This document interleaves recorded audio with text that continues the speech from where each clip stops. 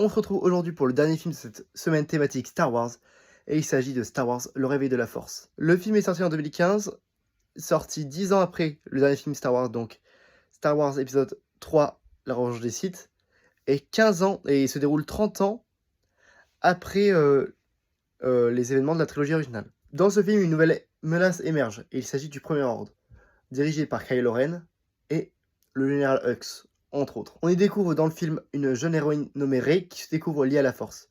Le film mélange à la fois anciens personnages comme Han Solo, Chewbacca et Leia, et les droïdes C3PO et R2D2, et des nouveaux personnages comme Finn, Rey et Poe Dameron qui sont notre trio de tête de cette nouvelle trilogie. Entre action, nouveauté et renouveau, cette trilogie lance de manière magistrale une nouvelle trilogie pour les fans. Le réveil de la Force a été pour moi un vrai plaisir à voir au cinéma à l'époque. Ça m'avait assez marqué parce que j'avais vu tous les autres films juste avant pour le voir, et ça m'a un peu lancé dans l'univers Star Wars en fait. Les effets visuels sont bien mieux réalisés que dans les deux dernières trilogies, évidemment c'est l'une des plus récentes. Le film est assez bien rythmé et donne une bonne dose de nostalgie, mais c'est peut-être ça le problème, il donne trop de nostalgie. En fait, quand j'ai regardé Star Wars épisode 7, j'ai eu l'impression de voir quelques passages clés, enfin quelques moments clés de l'histoire du 4. Donc en soi, c'est pas plus mal parce que l'histoire du 4 marche, mais là c'est un peu compliqué, c'est un peu chiant. Rey, Finn et Kylo Ren sont des personnages que j'ai assez apprécié découvrir dans cette nouvelle trilogie, et dans ce film-là notamment, mais c'est clairement une super mise en place pour une nouvelle trilogie.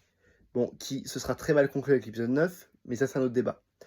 Nous n'en parlerons pas dans cette semaine thématique. C'est une trilogie qui est certainement pas parfaite, mais qui permet à de nouvelles personnes de découvrir cet univers. C'est une